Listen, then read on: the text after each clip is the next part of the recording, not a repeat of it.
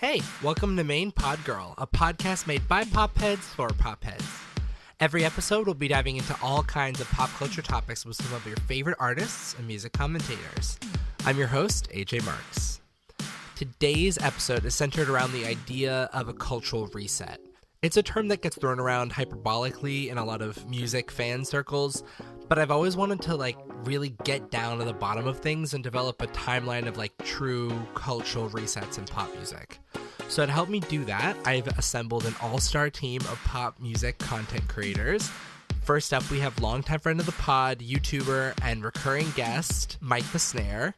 Also joining us, the hosts of the Song vs. Song podcast, YouTuber Todd in the Shadows, and journalist Lina Morgan. I've assigned us all a task to devise our own separate lists on what we think should make the cultural resets timeline, and in this episode we're going to go through chronologically sharing our picks, having not seen each other's lists. When you get to the core of it, you're like, what actually is a pop culture reset? So I found this post on Popheads about cultural resets. So in that post, which was made by fellow mod Borders, they described it as an influential moment in the music industry that set a trend for other artists to hop on or raise the bar in XYZ category or change our expectations for pop music. And so I sent that all to y'all because I just wanted to make sure we're all on the same page about that. So we're going to start the past 50 years. Lina, you said you had something in December 1973.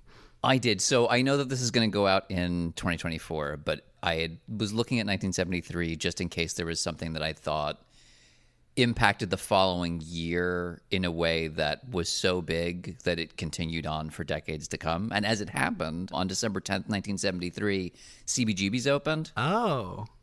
And to me, that's a culture reset because it's kind of the needle drop on the American punk scene. It's also, I think, hugely transformative as far as art pop is concerned. The Ramones started playing there. Blondie started playing there. Patti Smith eventually played there. Talking Heads played there. All these things happened within the first 2 years of it opening. And I think that if you look at that as sort of the home for wayward punks and weirdos, which I think it was in a number of ways, I think that the safety of that place to express that kind of art had such a huge impact on counterculture that I consider that particular place opening and the growing popularity of it to be a culture reset. When making this list, I was like, wow, even though this is about pop music, there are a lot of moments that are really just about different moments for different genres, especially through the 80s and 90s, because I feel like that's when everyone was kind of catching up. But yeah, I feel like that's a really good kind of kickoff moment for punk. Did anyone else have that on their list? No. The CBGB specifically, no. Does anyone have anything for 1974? I do. All right. 1974, the worst year in music, allegedly. It's maybe not, but I'm going to go for it. I put Rock the Boat by the Hughes Corporation, which is basically considered the first disco song. Right. And I wasn't sure about this because Rock the Boat does not really feel like this momentous song, like this towering song, but it was generally considered the first. I considered putting a bigger disco song later at the peak of the era, and for the record, I don't think that song's very good. It's definitely a notch below the towering classics of Staying Alive and Dancing Queen and Love to Love You Baby, I Will Survive, and all of them. But yeah, I think I Will Survive is the canonical disco song to me. I feel like every time someone tries to reference disco, I feel like they always just go for referencing that song. The problem is it was the last disco song. Yeah. They went out with a bang, and it survived. It truly did. It made it. Yeah. We'll get to that. My next thing doesn't come up until 1979, but I have 4 things from 1979. I have 1976. Yeah, I've got 1977, so. Great. Okay, so 1976, what we have? The Ramones self-titled. See? That's incredibly clear, humongous inflection point. Tons of rock history starts right with the Ramones. So, I mean, that's just a slam dunk as far as I'm concerned. Music also slaps, which, as we talked about with Rock the Boat, doesn't always it's not always the best songs. So then we go to 1977. You have something, I have something for that. I wonder if it's the same thing. I was going to say Saturday Night Fever soundtrack.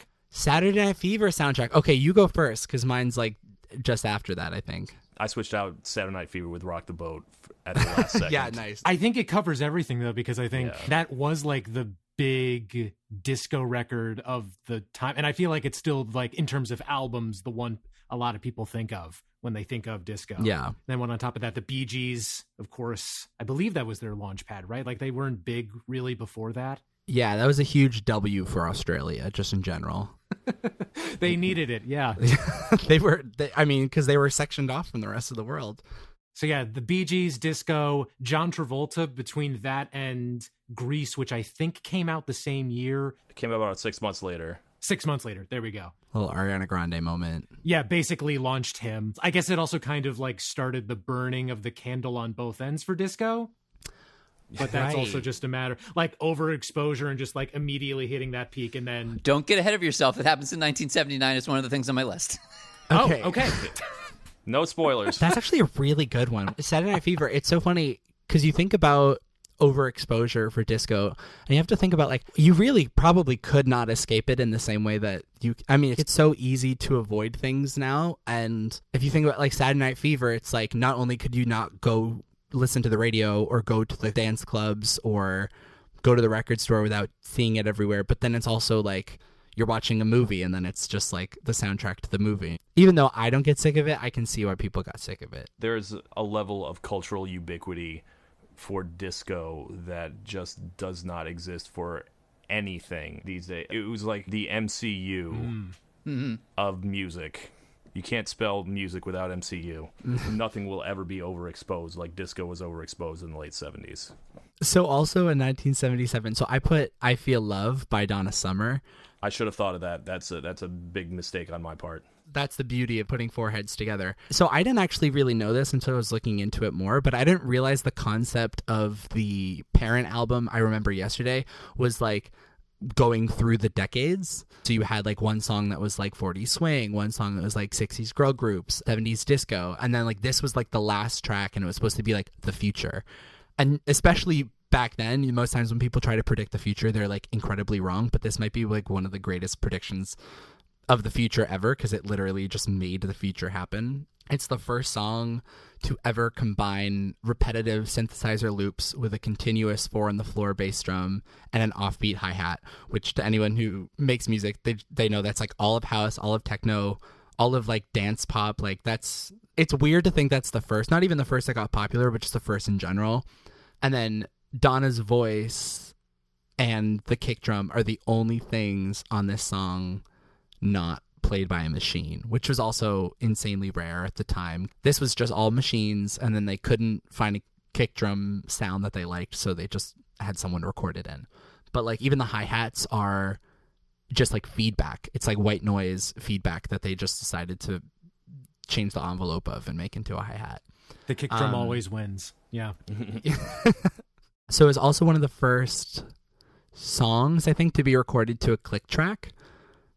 So before they were just kind of winging it, I guess. And like I think click tracks were mostly just for like cartoons to like sync up all the like sound effects. But they were like, oh, this could probably be good for, music, which kind of, it's weird that it took until 1977 for someone to think of that. Yeah, that's one of the few sounds from the 70s that's going to make it to the 80s. Basically define the 80s. Like that is like way ahead of its time. Like, I think there are a couple moments on my list, like maybe like 2 or 3 moments where I'm like, okay, so this is where like pop music officially started, like as we know it today. You could make the argument that this is like the first pop song. I would certainly agree with that. I think that's absolutely dead on straight. Slay. Does anyone have anything for 1979? I thought technology was important, and there were a lot of places where I was like, if I'm going to include technology, what's truly culture shifting? And July 1st is when Sony put the Walkman up for sale. Oh, wow. Snap. It's not that like portable tape players didn't exist in any form, but the thing is that like the shock protection of being able to do it like easily without the damage to the tape, without the messing up of the sound, with the kind of actual portability, I think is such a huge shift because it means that you are free to listen to whatever you want, whenever you want, even if it sucks. Nobody can tell you you're wrong because your headphones are on. They can't hear what you're listening to. And I think that is really enormously shifting for the culture, and not least of which also because, like, I think it kind of introduces the idea of the mixtape that you can then share and people can also listen to on the go. Like, I think that, like, I was thinking a lot about accessibility and portability as two factors to like points that sort of shift the culture. And so I picked this one because of the portability and accessibility, I guess we'll get to later. But yeah, the Walkman to me, like I looked at it and like it was on my maybe list. And the more I thought about it, the more I realized that it really does change everything, like in such a fundamental way. So it kind of like invented personalized experience with music. I think so. You know what I mean? Like before, it's like if there's music in the room, everyone's hearing the music, sharing that same sort of experience. But there can be someone sitting right next to me and they don't have any of the auditory experience that I do right now. Yeah.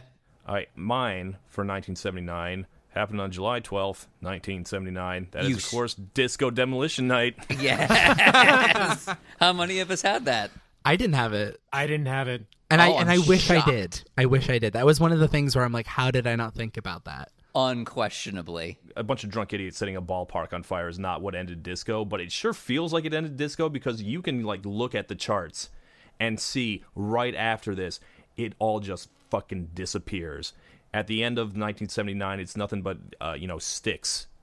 All the disco is gone. It's Donna Summer in the summer, and then the winter of Styx. It also kind of shines a light because I mean, like, who's going to a doubleheader between the Sox and the Tigers? Like, yes, it did have that impact, but I think also it really put a spotlight on the fact that the hatred of disco was largely founded in racism and homophobia. Like, if you didn't know before, you definitely knew then. The kind of people who were having like a revolt where they were like, let's blow it all up, which I'm sure somebody thought was just going to be like a chill, cathartic moment when they came up with the idea. But boy, it really kind of is deeply revealing of where the hatred stemmed from. You know, I mean, we were about to head into the Reagan 80s anyway, so I guess it was going to be allowed. But I mean, like, But you're saying top 5 hate crimes right there. it's ugly. It's pretty. It's. Yeah. I mean, like, no, not literally that, but it's pretty bad.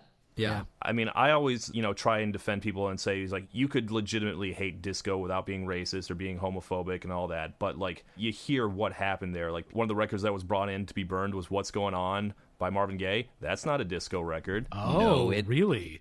Oh, wow. Yeah. Yeah. Yeah. Yeah. Twisted Sister have, like, a funny, not funny story about during their shock rock days in the 70s before they got big. They had this bit to show how much they hated disco. They would hang an effigy of Barry White, and they did not realize the optics problems here till they tried it in the South, and the audience was a little too into it, and they're like, I think we made a mistake here, guys. We're not doing this again. Oh, no. Wow. That is rough. So. They switched it to electrocuting a white singer like a Bee Gee or something. So, Oh, okay. Yeah, That's well, fine. then that's totally fine. Yeah. I just it's interesting just to note also that like there was music that you could have called disco after that. It's just that they didn't call it disco anymore. They just called it dance. Literally. You know what happened after the end of disco? Like I'm Coming Out by Diana Ross. Yep. Last Night a DJ Saved My Life. So what else do you have for 1979? Because I have something in September. Is it September 16th by chance? It is September 16th. Take it away. So when we're getting rid of disco, room for another genre to take the spotlight. So this is Rapper's Delight by Sugar Hill Gang. So the story of this is kind of wild. Long story short, it's like Chic, Blondie, and The Clash. What a random group of people. They were playing a show, and then during Good Times by Chic, the Sugar Hill Gang jumped up on stage and started freestyling over it. And then a few weeks later, Nile Rodgers heard a DJ play the song Rapper's Delight they were rapping over the Chic interpolation, and so he sued them and then got his name on the credits. So this is kind of like a lot of different Trends all at once, sampling. starting a lot of different interpolating. fires. Yeah, so the sample interpolation, instead of suing and getting money, you're just getting credits on the song. I don't know. I have no evidence that that's the first time that that's happened, but because I didn't look far enough into it. But earliest thing that I know of, yeah, it was the first rap song to chart on the Billboard Hot 100. Yeah, I actually had this listed under 1980 because that's how I always think of it. But I guess technically it is a 70s song, possibly the first 80s song, if you want to think of it that way. It got popular in the 80s. Well, I think, But okay, it did have radio. He was the first song to have radio play that was a rap song, and that happened in the 70s.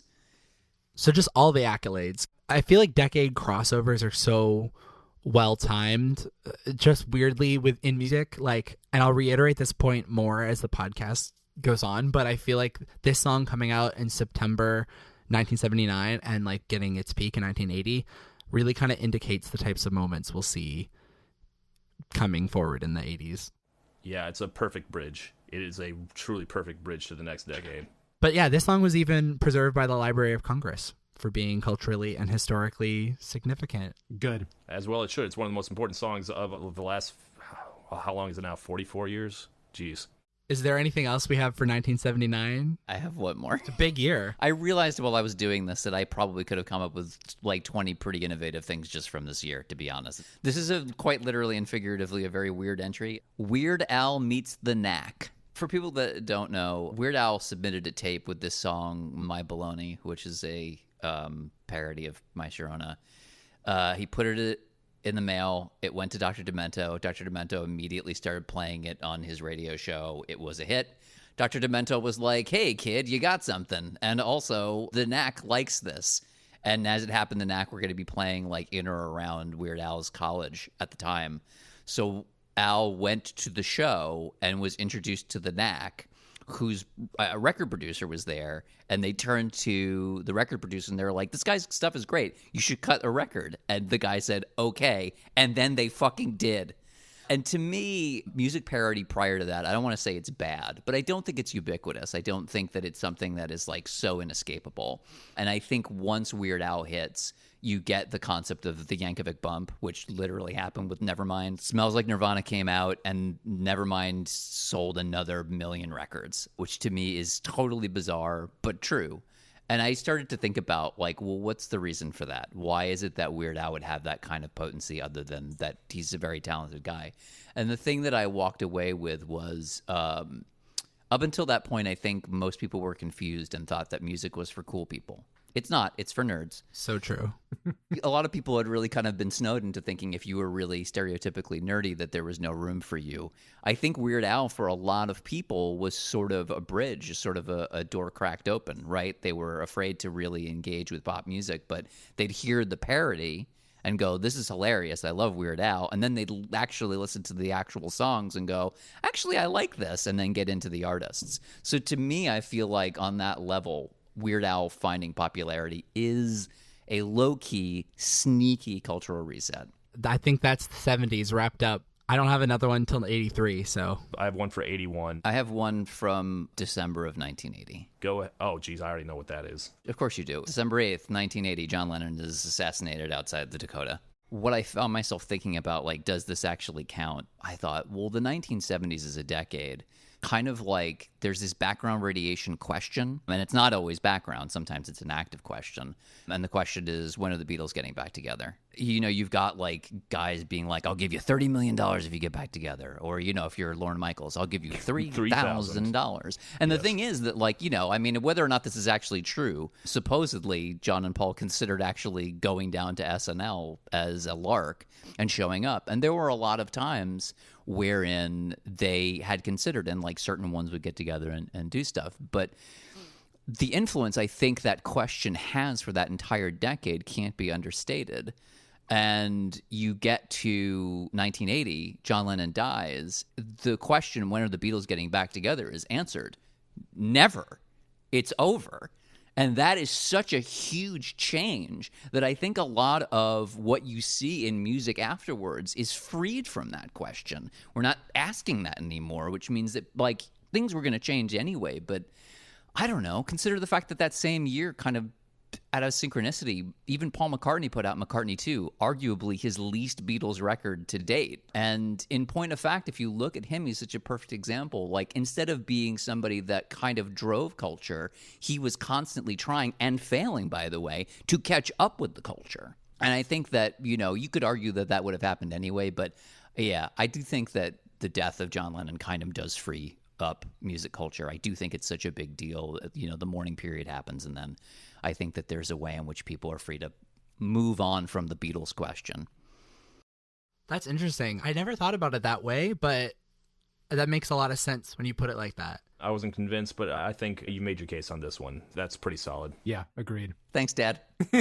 I hope we all have the same next one. No, mine is in June of 81-ish. Oh, mine is August 81. I might have the same one as you. Oh, I don't have an 81 at all. What's up? Mine is Don't You Want Me by the Human League. Oh. Okay. Not what I thought that was going to be. Same, yeah. It hits number one in the summer of that year in the UK. It hits number one in the US 6 months later. And like when you think, is like, what does the 80s sound like? It sounds like Don't You Want Me. That's the one that busts it all wide open. It's not the first synth pop song. It's not the first synth hit, but it is the first one that I think that really proved that this was going to be around for a while. Did you guys have a different song there? Because I could hear A Case for Tainted Love. I have MTV debuting. Yes, Right, that is right. also, There we go. yeah. MTV. I'm also drawing a blank because I know the song they debuted with was Video Killed the Radio The Star. Radio Star by the Buggles, yeah. Well, what's the name of the band again? The Buggles. Okay, I had the Bangles in my head and I was like, wait, no, it's a different band that sounds very similar. They did not do Walk Like an Egyptian, but they did something else. Yeah, it's MTV. The rise and the ascent of the music video is not only a promotional avenue for songs, but also an artistic achievement in its own right through records that I will not name because I have a feeling some other people will mention them at some point. And yeah, the glory days when MTV played music videos and not ridiculousness for like 20 out of 24 hours. The concept of the 24-hour music video cycle, the idea of a consistent access to music as a visual medium, MTV is that level of important. Even my friend who I was talking to about this list grew up in India and is about the same age as me. She was telling me about how that was how all of her access to American music came through, was because in India they had MTV even when she was a kid. And I thought, like, wow, what a huge global impact. I hadn't even thought about that. It's so weird that they don't actually play music videos anymore because there is room. Yeah, I don't know why that doesn't exist. When I'm at just like a casual house party or whatever, it's like they find random YouTube playlists of music videos and then just put that on a TV in the background. And I'm like, well, why not just... There's like a void of MTV. Like, I keep thinking that it, like, eventually it's got to come back. I just don't know what format it's going to take. But I feel like eventually MTV maybe will work its way back to doing stuff if they see it as being something that's yeah. profitable. I mean, look, if you find the right cult of personalities, if you go back to the idea of the VJ and like kind of give those people the idea of like they're smart, they're culturally relevant, they're interesting, they're attractive, and like the songs they like, they'll have some mainstream things that they add legitimacy to and some smaller things that you wouldn't have otherwise heard. Like, to me as a concept, that's a moneymaker. So I keep thinking eventually they'll work their way back around to it. Can we jump to 83? Does anyone have anything before 83? Technically, it's the end of 82, and I did put Thriller. Okay, yeah, same. I put the music video, though, specifically. Yeah, so there's like a watershed moment, obviously, for music videos. I think if you asked 100 Zoomers what the oldest music video they've ever seen is, I bet most of them would say Thriller. It inspired all these future videos to include lots of choreography, have storylines, distinct themes. And I think this is the moment when music videos became their own industry, as opposed to like, if you go back to the Buggles video, it's just them performing on stage. And it's like a promotional visual. Like, I think a lot of the Beatles music videos were just like live videos, basically. Yep. Of them just playing the song, standing on a stage. I think this was the turning point for that. And then this, fun fact, is also preserved by the Library of Congress. So they have some taste. If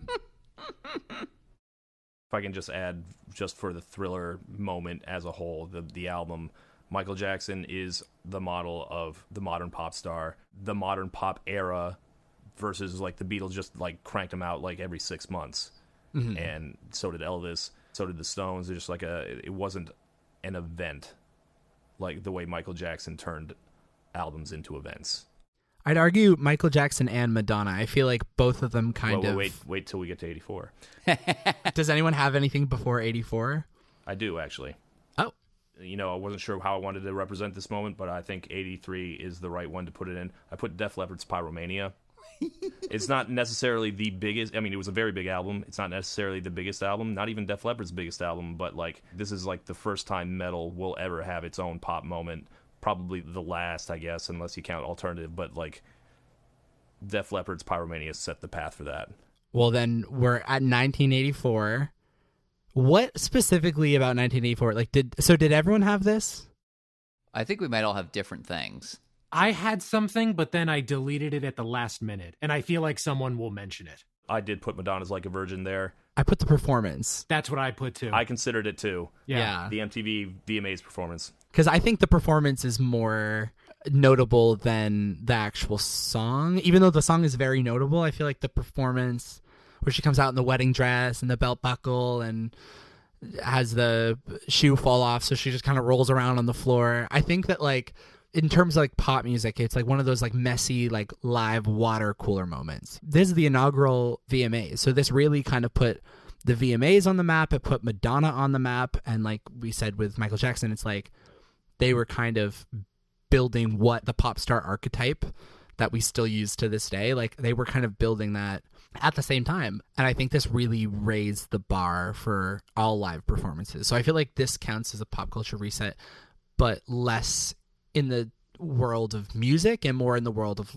like live performances. That's also important for women. No woman has ever had that moment, someone who was like willingly shocking like that to a mainstream audience and never got that big. The pop culture just doesn't make any sense if you erase Madonna from the timeline.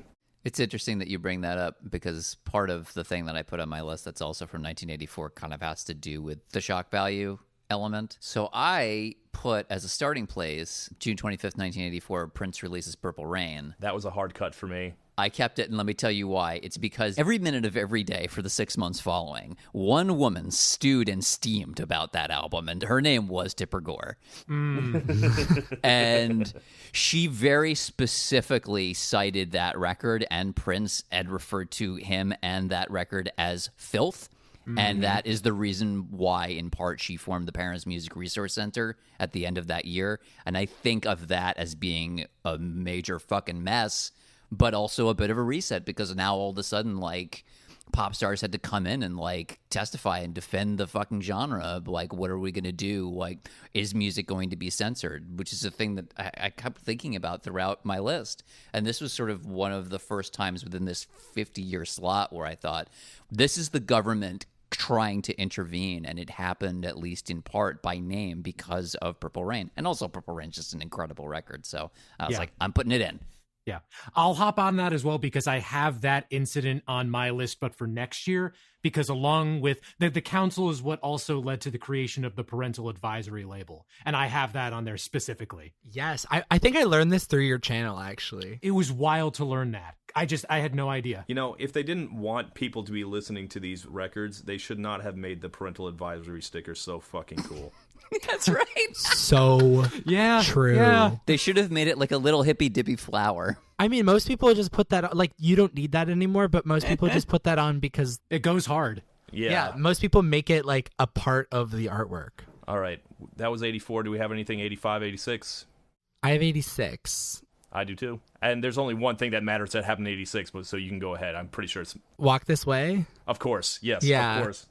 Run This Way, Walk DMC, Walk This Way, Run DMC, and Aerosmith. Originally released in 1975 by Aerosmith. People know what this moment is. Rap and rock. Who could have thought? I mean, when I first started paying attention to rock history, and like every single history began in 1986 with Run DMC. Blame Them was the subtext. My next point is 1988. Yes, same.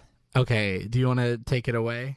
Is it Straight Outta Compton? Mm-hmm. Of course. Okay. You know, in many ways, the birth of gangster rap. I think that, like, if you look at the potency of it, it's just so undeniable. Like, it's not exactly what you call socially conscious in the 21st century sense, but I do think speaking to the experience of a specific location and acknowledging both the brutality of poverty while still maintaining that braggadociousness is so culture shifting. A lot of people were only coming to rap and hip hop because of mainstream radio play. They likely were not necessarily thinking about the breadth of experiences of the voice and the microphone.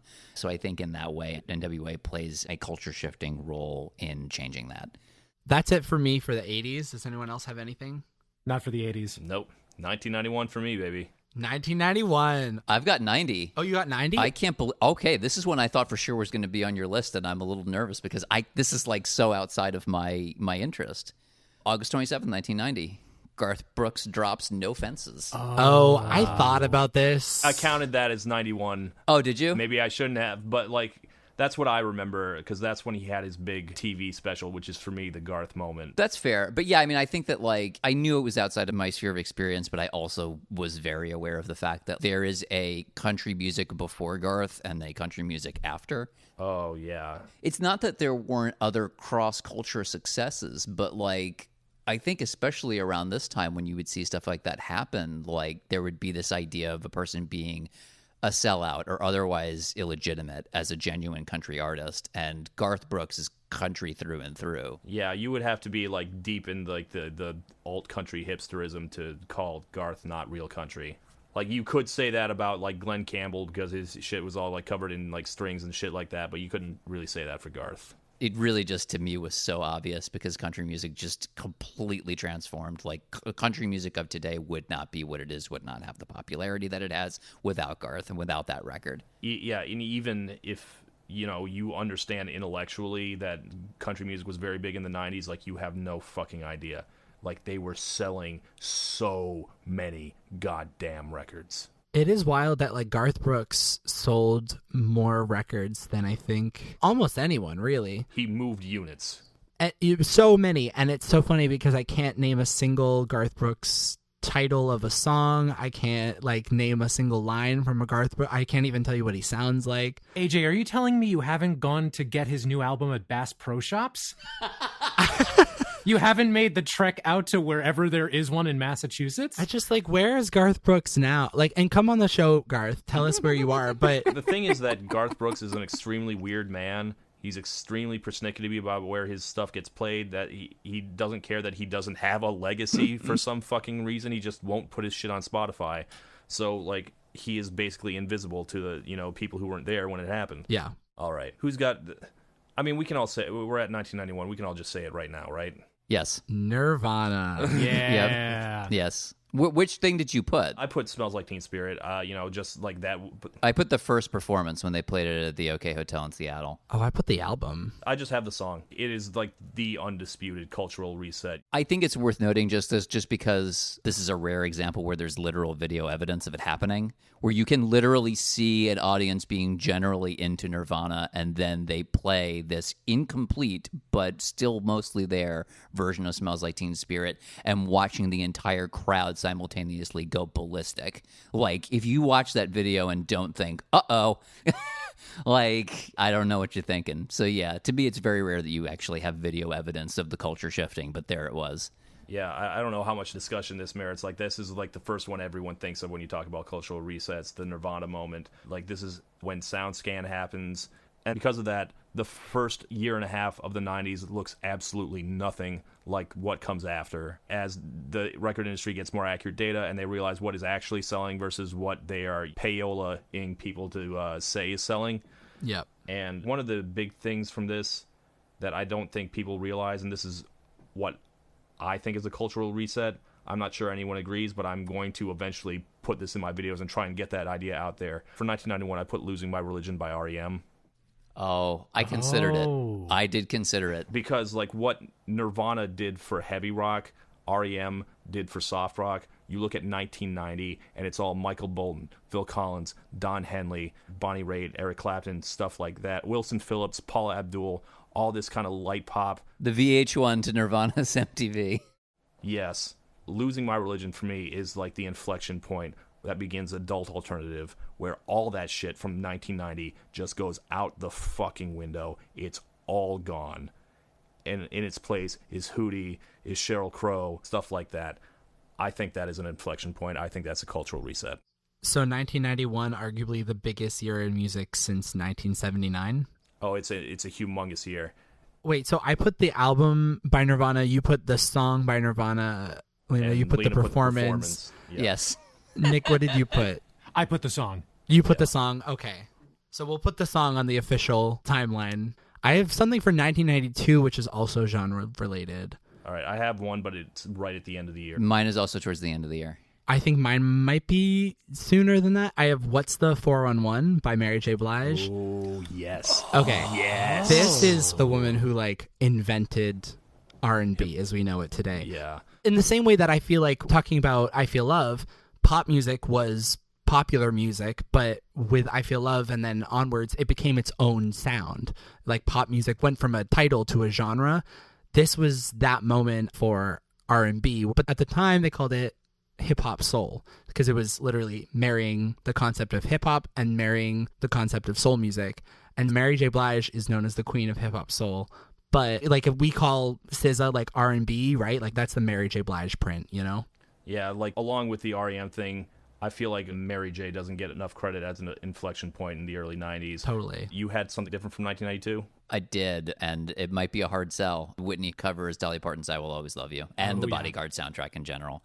And the reason I say that is because I think of it as sort of like the beginning of this particular type of pop power ballad from divas, right? Mariah, Celine. And I think also you can probably make an argument that the idea of the totality of a movie soundtrack as something that people are going to think of as a must-buy, I think is something that really happens with the Bodyguard soundtrack and carries through the rest of the decade.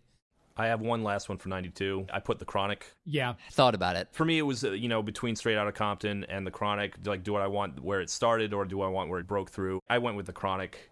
I think that is, like, when it became undeniable. And unlike Straight Outta Compton, The Chronic also murdered a lot of hip-hop that came before it. Stuff that flew before The Chronic did not fly after. So I feel like that's a more obvious cultural reset. I don't know that I agree, but it was between the two for me. So I'm glad they're both represented on the list for sure.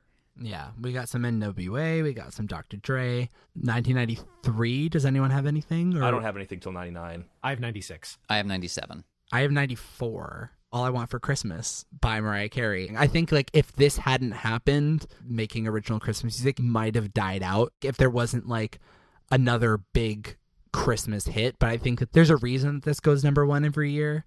I think the reason why she had like the first enduring hit in like years, even Last Christmas didn't really catch on till much after, is because Mariah genuinely loves Christmas. Like she did not put that out for cash. I think there's a whole Christmas industry based around that song. For the record, Bing Crosby's White Christmas is now forgotten, but that is a humongous cultural reset. Yeah.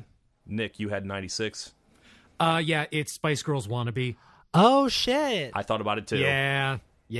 Because I was trying to think of an entry for like teen pop, like your NSYNC, your Britney Spears. And then I realized they were kind of the first ones to do that kind of music. Were they teens? No, they were, I think, young adults, but okay. Music like for teens. Because I was going to say everyone after that, like you have even like Usher, Aaliyah, you have Brandy. It like affected every genre. It was like everyone wanted to have like a kid star. Avril Lavigne, you know. I think people forget how dour the mid-90s were before the Spice Girls. This was one of the ones where I was like, do I want to go where it started? Do I want to go where it peaked? But like now that I think about it, I kind of wish I had picked the Spice Girls on that one, honestly. That brought the color back to the 90s. Yeah, because I think you had like the early 90s were defined by Nirvana, then Kurt took his own life. And then I feel like between that and Spice Girls, it was kind of 90s lost its sound and then they had to get it back. But between then, it was just like, who's going to take up that mantle? Who's going to lead that charge? Spice Girls, were they the first to be like the brats, where they were like each member of the group has their own identity? You know, I used to try and get to know people by asking them their favorite Ninja Turtle and their favorite Spice Girl. And I figured like that would tell me everything. Yeah, they were like the Ninja Turtles. Yeah. The Ninja Turtles of music. And now that's like such a huge thing in K-pop. That influence, that's also tied up in that moment. So multiple people have 97, right? Yeah. I have 97, yeah. It's the nerd in me saying this, but I will also die on this hill. It's at some point in 97, the German lab that is working on the audio codec for the MP3 gets leaked. Every single thing that happens to the music industry after 97 can be traced back to that.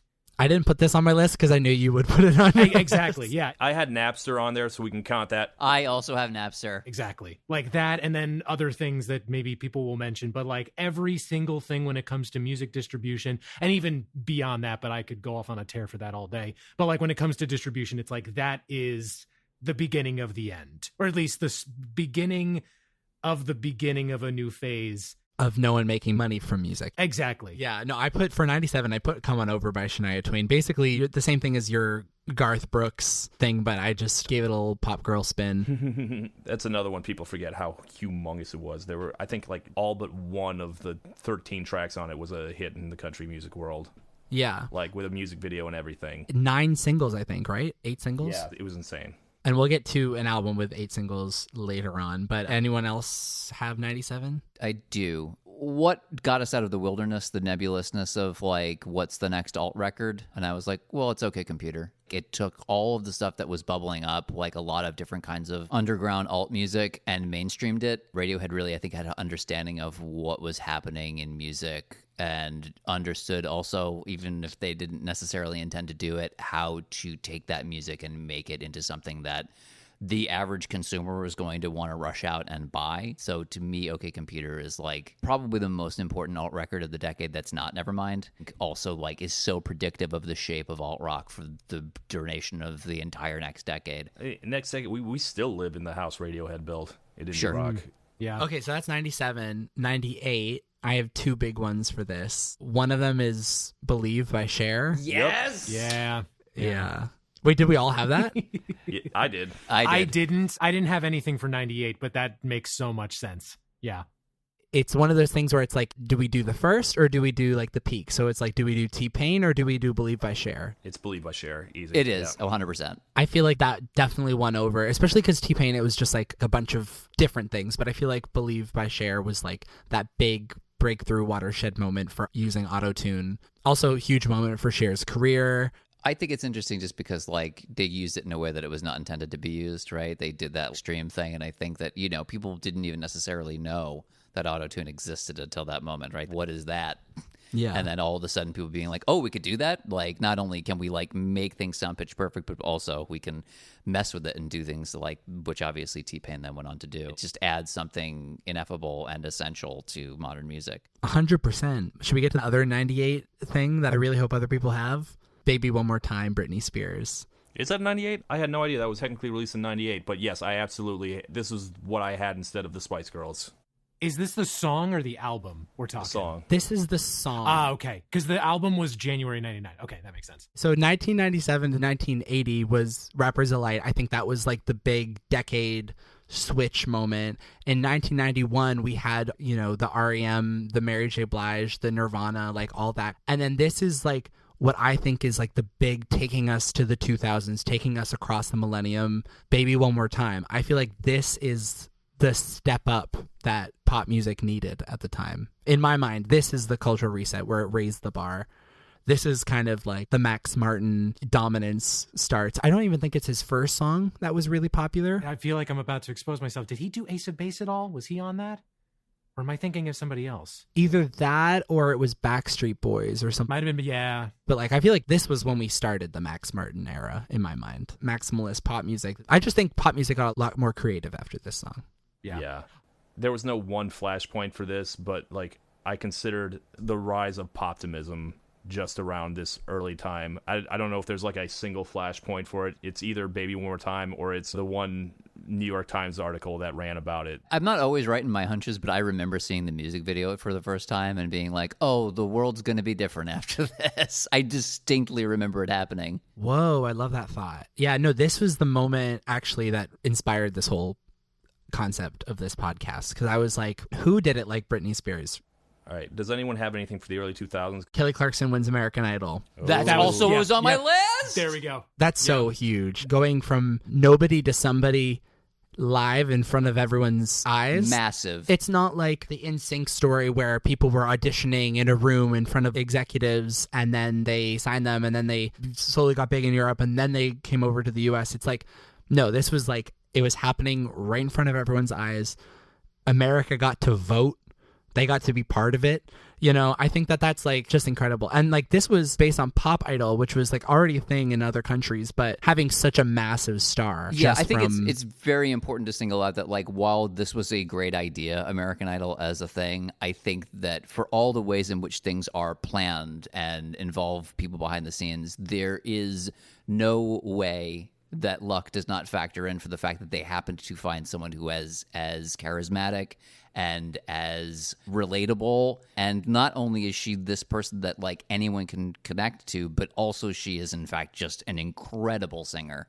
Yeah. Can do any genre, kill any song. Like the fact that Simon almost didn't put her through in the first audition, it's like everything that American Idol was supposed to be about. And if they had flipped the first two winners, like if Ruben Studdard was the first winner, I'm sorry, I don't even know if it would have gotten a second season. So that's me until 2007. I have something from 2003.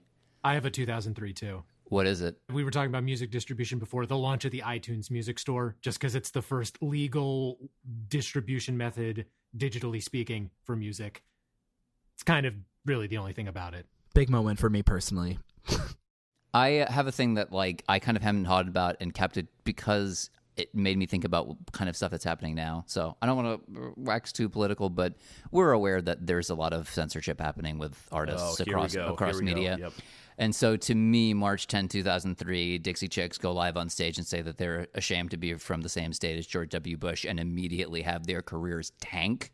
Yeah. To me is such a cultural reset moment. Like, it's kind of corny to put 9/11 on a list, but like, where does that event fit into musical history? And it's there. That kind of patriotic jingoism to the point that you destroy something beautiful just in the name of it. And I think also there's something to be said about the influence that it had on country music in sort of a mainstream pop culture way as well. But like, just in general, like the idea of censorship of music is something that I thought about a lot. And like this moment just felt so in synchronicity with stuff that's happening right now. I don't know if I'm sold on this, but I have considered the idea that like the bookends on that particular era in country music, it starts with Garth Brooks. It ends with this moment with the Dixie Chicks. Right, that's fair. So here's my entry for 2004. And for the record, there are like a couple things 5 years or so back that I kind of cut for time that I kind of wish I kind of kept in. One of them was the Marshall Mathers LP. I feel that's a very big deal. It was on my mind too. And that was like a late cut. Also, back that ass up, or possibly make me say before it for just the entire wave of Southern hip hop. Like, I could have put Outkast in there, but like for me, like it's really, really starts kicking in the late 90s. But I do have a hip hop one for 2004. It's going to be a little awkward. I picked The College Dropout by Kanye West. Oh no. Kanye is going to show up a couple times in the back half of this list, I think. Probably. Yeah, I really, really feel that is a humongous dividing point between all hip hop that came before and all hip hop that came after. Kanye legitimately changed the game, and so much of hip hop that is now, especially like all the emo rap that came out, was just like Kanye was so different than anyone that came before him, and he was humongous right away also. Like that for me is a giant dividing line and one of the most important moments of the 2000s. Like I said, it's unfortunate. It is unfortunate to be saying that in 2023, but like it is what it is. Okay, so that's 2004. Does anyone have 2005? The debut record from Arctic Monkeys, and I'm using it partially as a representation of the wave of alt-rock that was blowing up around then, even though I think other records by like The Strokes or TV on the Radio might have exemplified that part more. But the real reason I'm doing it is because they had blown up on MySpace. And I think they were, I can't say for sure if they were the absolute first, but they were definitely one of the first examples of a band blowing up through an organic social media fan base. Yeah. That does seem like a big deal. Yeah. I could put my MySpace in general here because that was a big milestone. Yes, for sure. For the internet. Yeah. I'm glad it was. Arctic Monkeys is a really good pick. I was thinking around this time too, just because that's the year that Sufjan Stevens had put out the Illinois record. And I remember that being like the first time, because he'd had records that I knew prior to that, but that was the first one that had this mainstream success for him. And I was like, surely there's something that is a catch-all for what was happening musically that kind of that lives in. And I feel like Arctic Monkeys is like a really good choice for it. Okay, I have a pick for 2007, but I'm assuming Nick also has it on his list. It's Crank That by Soulja Boy. I actually don't have anything for 2007. What? Yeah. Okay, I'll throw that in as an honorary 16 then. Yeah. It's really big for a whole lot of reasons. Going from nowhere to the top of the charts is a big one. Weirdly, it's not what you'd expect like bedroom pop to be, but it kind of is like bedroom pop in practice. It's like the height of ringtone rap. And also it slaps. It does slap. It slaps, which is the biggest cultural reset of all. It's ringtone rap, it's memes and YouTube and how that, music videos on there would spread.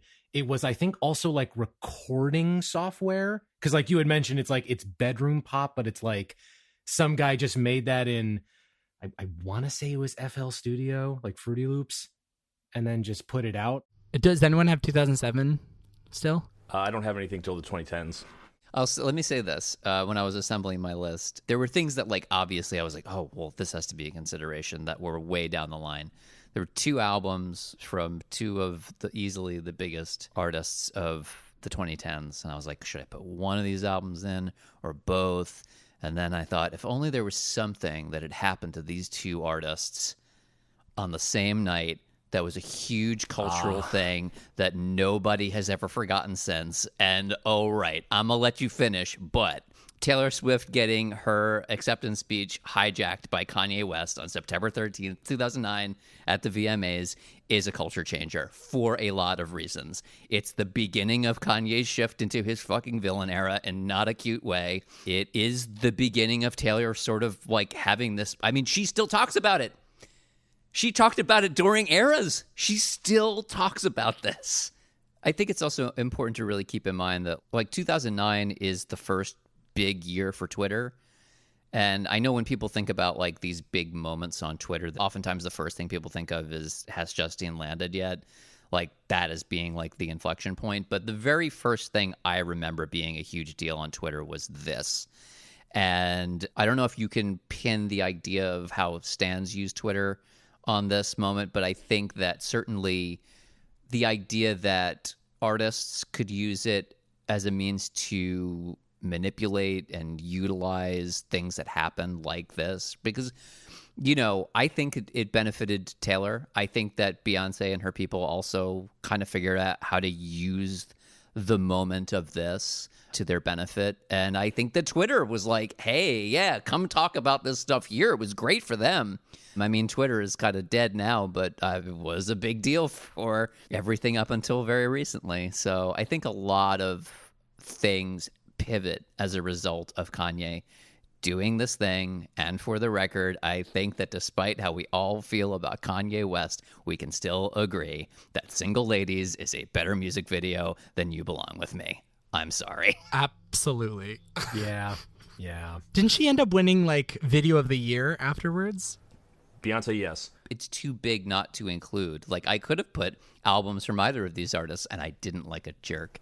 But this really, to me, changes the way that people respond to that stuff. Like, it's just an inflection point. It really is. All right, I have another 2009 one. Like I said, there's one obvious one that I didn't put down there, but I feel like someone's going to. Go ahead. Not the song, not the album, but the music video, Bad Romance by Lady Gaga. There it is. This was huge for so many reasons. This was huge for shifting people over to YouTube for music videos. Before, and I didn't know this until we did a Lady Gaga episode on this podcast, but fashion designers did not want to design for pop stars. They didn't think it was worth their time, and it was very rare that like Madonna would wear a designer on a red carpet in something to do with music. This all changed, or the fashion industry kind of changed when this music video came out and when Paparazzi came out. But this music video was just a little bit more significant because Lady Gaga would have her friend who worked in the fashion industry borrow from people that he assisted with and like bring them to her so she could wear them on set, and then he would just give it back to the designers afterwards. And then they saw it in the music video and they saw how well she could do it and how she could make the video art and not just like a commercial product to promote the song. Now it's like commonplace to merge fashion and music. So I think for that moment alone, this is definitely a cultural reset. Faultless logic there. You got me. Yeah, okay, I have one for 2011. I also have one for 2011. As do I. Oh, I have one for 2010, so I'll start. This is another one where I think about when you talk about raising the bar or changing our expectations of how things should go for pop stars. I think this is a huge one. Teenage Dream by Katy Perry. 8 giant singles. I literally can't name a single album that sounds like this before it came out. I think a lot of people now look back at it and they're like, oh, that's the most stereotypical pop album. Like, it didn't reinvent anything. But I think that a lot of pop songs now sound like that, but I can't really name too many or any at all that sounded like that before it came out. I certainly remember a few Katy Perry wannabes popping up.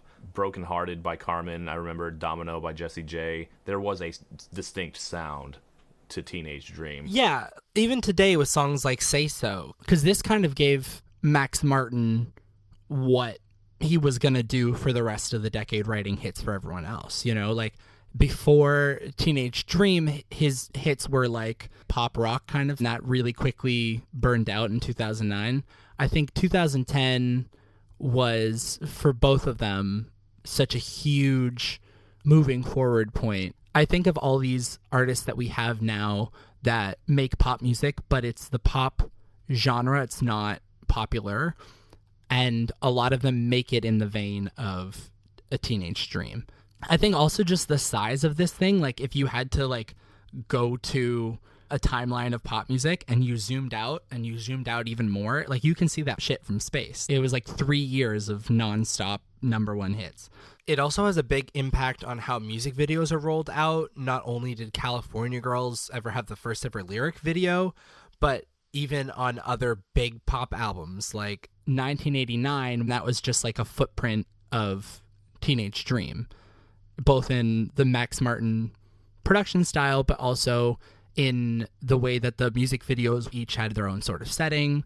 Taylor looked different in all of them. They were big, shiny, clean, very high-budget music videos that were all meant to be events. They were all spaced out in a similar timing. This was all in the blueprint of Teenage Dream, in my opinion.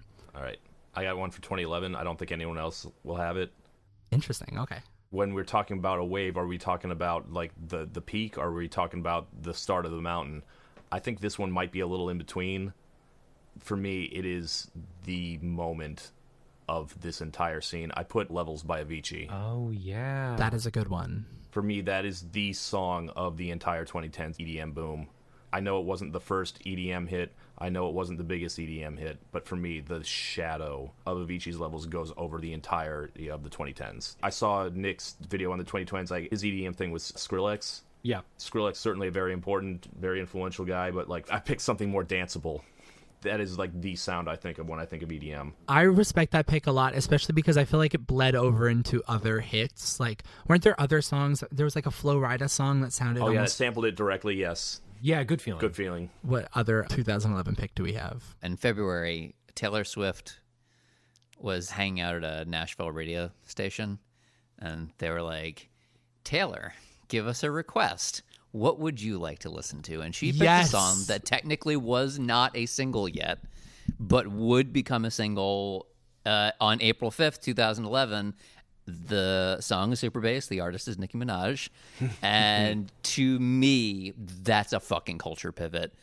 Nicki Minaj, obviously, like, if you knew, you knew. She was already, like, pretty well known for doing guest verses, but I don't want to speak ill of the rest of that album, but like the first 4 singles she put out didn't do the numbers that I think maybe she expected, but Super Bass sure fucking did. When I'm to number 3, I can't tell you what the world looks like if Super Bass never existed, but I can certainly say that Cardi B, Megan Thee Stallion, Ice Spice, Glorilla, Flo Milli, and a million others all definitely owe something to that particular track and to Nicki. I just think that we didn't have women rappers on that level, at least not that level of success.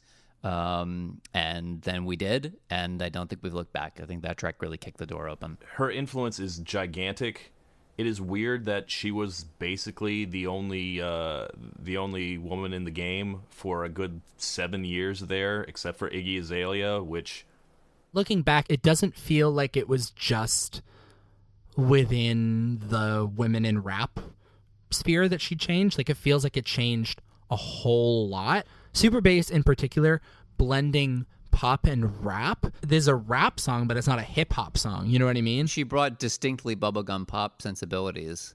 Totally. And, like, you had a lot of pop songs that had rap on it. Like, you had Flo Rida, who was basically just a pop artist who was a rapper. Nicki Minaj definitely played that balance really well. I mean, if you look at her first 3 albums, they're split right down the middle of these are all the pop songs and these are all the rap songs. Do we have a 2012 or? Lana Del Rey's Born to Die. AJ, kind of like what you mentioned with Katy Perry, but almost on the complete opposite end of the spectrum. Absolutely. In terms of sound and vocal performance. Because I was thinking about this recently, and of course you could maybe find exceptions, but you had a lot of pop stars in the 2000s who were very much all about vocal dexterity, like Christina Aguilera, Kelly Clarkson, like all those people.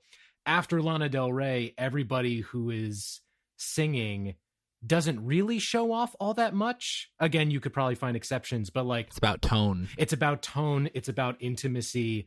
It's about best listening on headphones. It really feels like it is music made for an entirely different demographic. And I think Born to Die was the first record in that where you could point to it and be like, here is where that change started. Yeah, I think that those were two parallel movements going on pretty much at the same time. All right. Who has the next one? Because I got a couple for 2013. Gangnam Style. I mean, of course, it was the first big instance of K-pop coming through.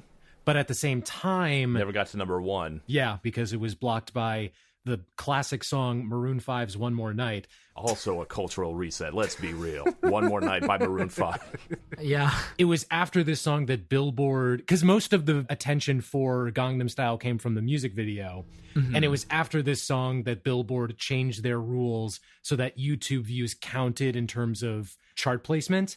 And the first big...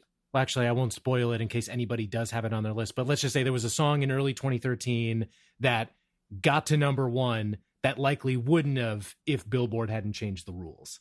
I also wonder how the chart would have looked if YouTube had counted earlier in terms of like Rebecca Black's Friday. Yeah. Would that have been a top 10 hit if we had the rules that we have now?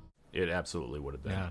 Would that have been the case for like a lot of those other like early YouTube songs? Like, what is it, the Bed Intruder song that the Gregory Brothers did? Would that have charted? Yeah, Chocolate Rain. Chocolate Rain. Yes. Okay, so wait, are we on 2013 now? Yes. Yes. Cool. Can I grab the first one? Go for it. I'll be surprised if none of you have this. Like, at least one of you has this. I put Blurred Lines. Yeah, same. Yep. Everyone's nodding. This song isn't on my list for 5 more years. Is that how long the lawsuit? It started in 2014 and ended in 2018. All right. Well, that is absolutely a huge part of it, the way it fucked up copyright law forever. Fucked up music, yeah. But for the record, that is maybe only 20% of what I put it on here for. Oh. I want to say almost none of it is for the actual song. 80% of it is because of the discourse. It is a humongous milestone in my life because that is when my job became exhausting. And throughout 2013 and 2014, it felt like we were doing nothing but talking about how offensive songs were and whether it was okay to like them. All the most exhausting moments of my reviewing music career happens around this time. Thrift shop discourse, same love discourse, all about that bass discourse. It all starts here. It all starts fucking here because Robin Thicke had a pushy, kind of gross song with a bunch of naked women in the video. Some awkward lyrics, for sure. Yes, and some awkward lyrics.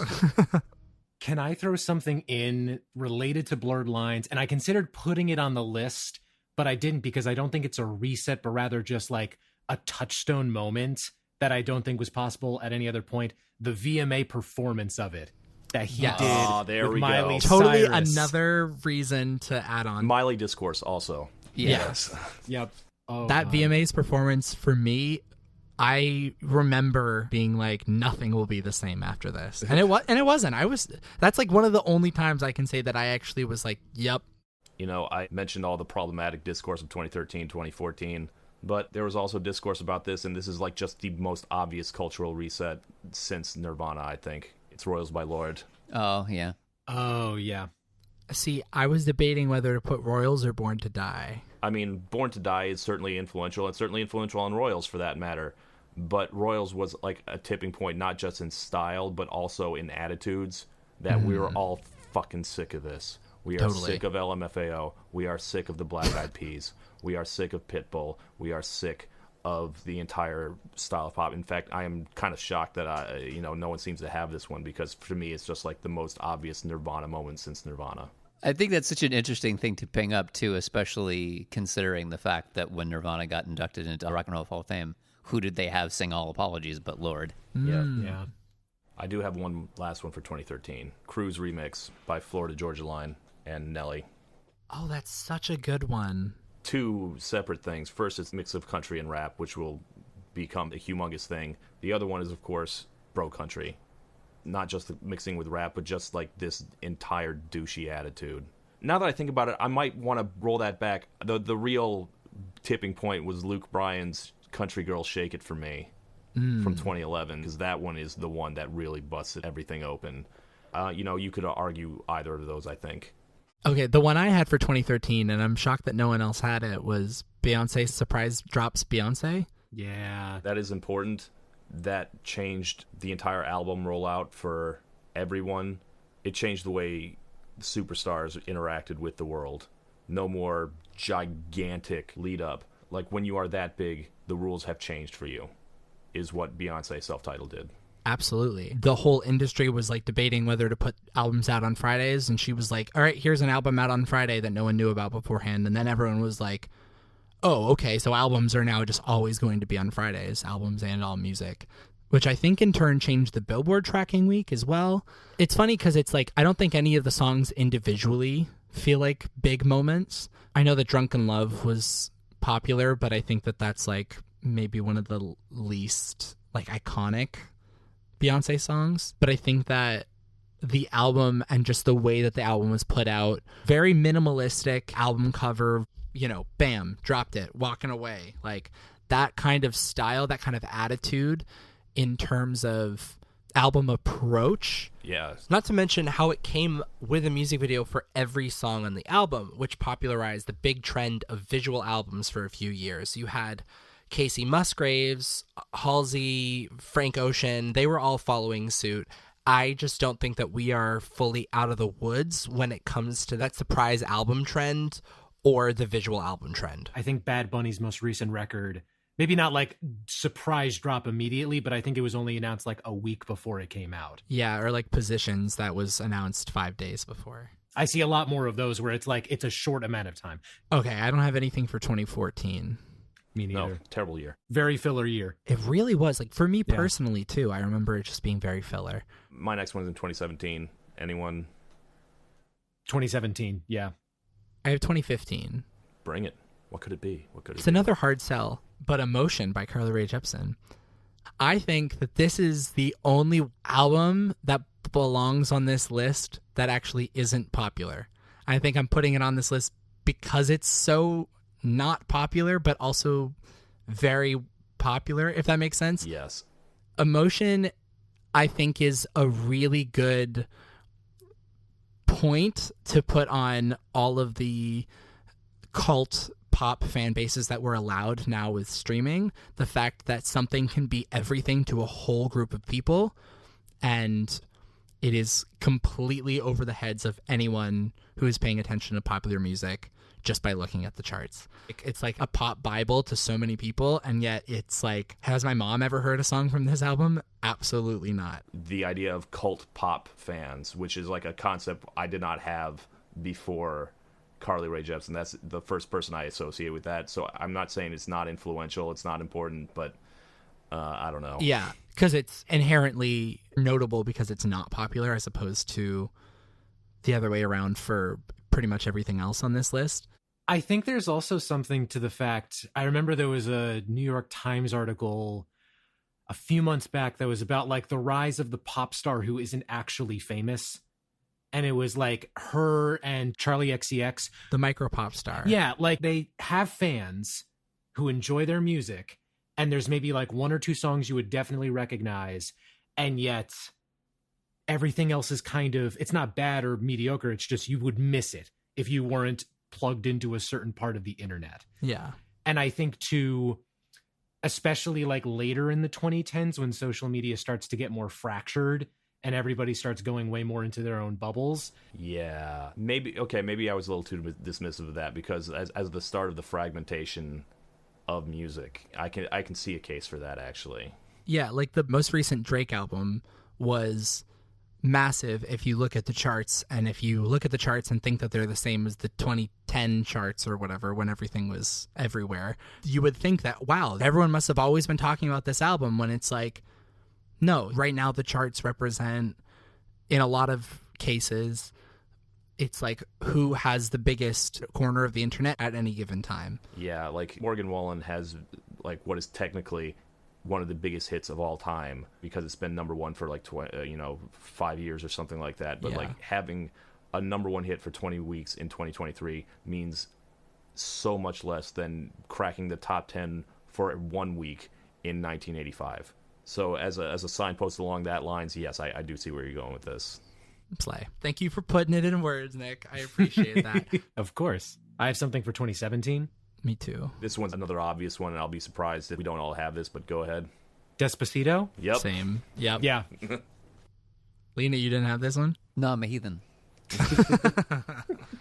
No spice for you. Nothing but a bland potato salad. Yeah. Yeah, Latin American music rising up again in the late 2010s, which is funny because I was thinking about it because, I mean, obviously these days, like, Bad Bunny is huge, Karol G is huge, but, like, did Louis Fonsi or Daddy Yankee see any, like, longer-term success after this one? Daddy Yankee had it all before. Because I haven't really heard from them. You know, it's funny, like, Fonzie himself, I don't think charted on the Hot 100 ever again. I'll have to check. Daddy Yankee, I've heard a couple songs. Mm-hmm. Luis Fonsi did chart with Demi Lovato a year later. Who's Demi Lovato? But back to Despacito. You have Spanish-speaking artists who are now allowed to sing in Spanish, because we had that big wave of like Spanish-speaking artists that sing in English, like Shakira and Enrique Iglesias, J-Lo, Ricky Martin. They all got really big all at the same time, and they were Hispanic, and they sang in English because that was like the limit, that was the ceiling.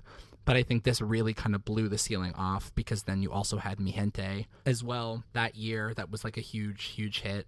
Kind of in the same way, too, where this one had the Justin Bieber remix and then Mi Gente had the Beyonce remix. I heard Mi Gente all the goddamn time. I was living in New York at the time, but I don't remember the Beyonce remix being on the radio. The reggaeton boom of 2004, that gets forgotten in the wake of the reggaeton boom of the 2010s, which was much, much, much bigger. I think that's also like where you really start feeling Spotify's more global influence.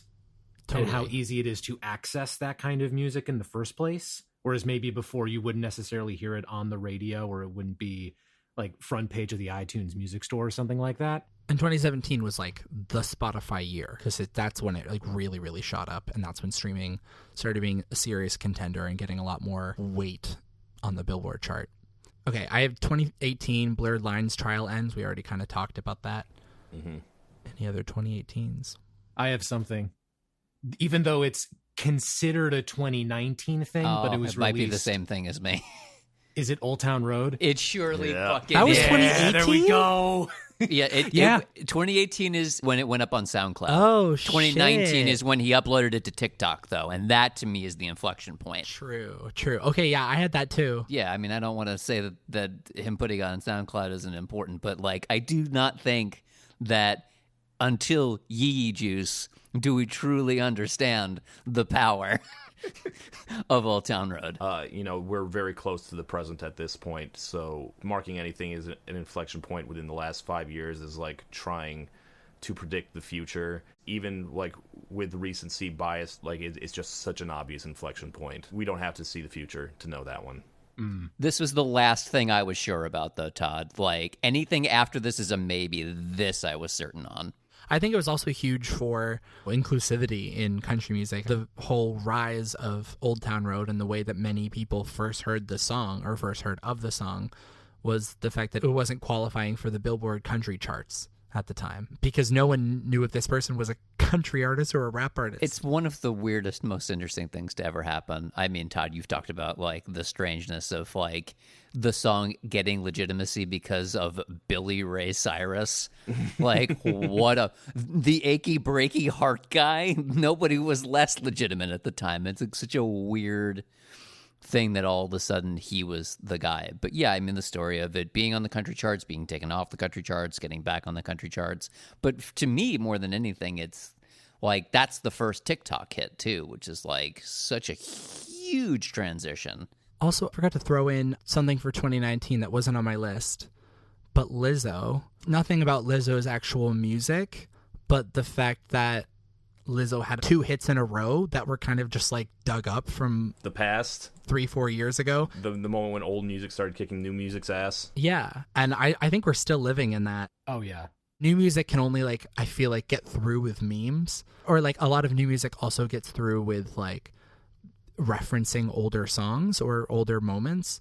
We have the interpolation crisis, the sample crisis. And I feel like that's all tied up with the old music dominating the charts. So it's either like literally from that era, or it's sampling that era, or it's interpolating a song from that era, or it's invoking a style from that era. Does anyone have anything for the 2020s? I had one more. I have one more for 2019 as well. Okay, go ahead. It's something that happens that isn't necessarily important at the time, but becomes very, very important, especially this year. Scooter Braun acquires Big Machine Records. I was also thinking about this. This was one of the only 2020 things that I considered was the release of Fearless, the first of the Taylor's versions.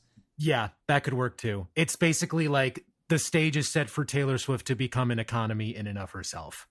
Yeah, and also I think the reason why I didn't put either of those things on there was because now we're still in the throes of figuring out what that means for other artists going forward. So True. until like the gavel falls officially on whether or not it's going to be just Taylor or everyone's going to be able to do what Taylor did, it's hard for me to definitively say what the impact is. It's funny you mentioned that too, because I was reading a Billboard article recently that was like a lot of new record label contracts are putting in provisions so that people can't do that, even though I don't think anyone else will be able to. If anyone else did Taylor Swift, it's like, here's my slightly different and in many cases slightly worse versions of my old songs. No one would, unless you had like Cult of Personality and the narrative of the bad guy like Scooter Braun, like Taylor had, it ain't gonna work. I had one last one. I put Dynamite by BTS. Like, you put Gangnam Style, and I was kind of wavering between them. I was like, do I put Gangnam Style or to put Dynamite? And I feel like Gangnam Style is like the Macarena versus Dynamite, which is the Despacito. Like, Gangnam Style didn't necessarily have to lead to anything. It could have just been a funny foreigner thing that we all laughed at briefly for 2012. And I remember the K-pop industry was like, is this our opening? And we started getting like Girls' Generation stuff briefly on the radio, and the public just completely rejected it. It didn't go anywhere. And like, granted, that was the opening. It was like, K-pop was like, well, we can keep trying. I think there's an opening here. But it took them a good decade. I don't really feel like the door was busted open until Dynamite became an actual honest-to-God hit. I kept trying to figure out, like, if I was going to put AI on this list in any way, because we have no idea yet what that's going to do. But, like, it did occur to me at one point that I almost put the, quote, last Beatles song now and then, just because it was a time in which AI was used in a way that was something you could definitely get away with legally, even though people felt it was kind of a controversy, and it was at least temporarily successful. But because we have no idea of how AI in the way we're seeing it used on YouTube, especially now, is going to impact the music industry, it's kind of hard to list an inciting event. AI, like, I figure it would be as important as, like, auto-tune. Like, it'll be a tool people use, but, like, if it's going to upend the industry, I don't know about that. Like, if it's going to change the way we think about music, I'm not convinced. Tool like Auto-Tune, that's a really good comparison. There's, like, two routes that AI could go down, and one is the now and then route, and then the other is the heart on my sleeve route. Because I also saw recently they're doing Edith Piaf. Yeah, Piaf. They're doing the biopic where they're apparently going to do an AI, with permission from her estate, an AI version of her voice. And so maybe that's something we see more of. But again, I can't say for sure because we're not there yet. Well, maybe in 50 years we can all come back on the show and develop a new timeline of Cultural Reset. But until then, I just wanted to thank you lot again for coming on the show. I feel like we had a pretty hefty timeline together. Thanks also to Noah for the theme music. And if you're listening to this now, make sure to rate and review this podcast when you get a chance. And we'll see you in the next episode. Bye, everyone.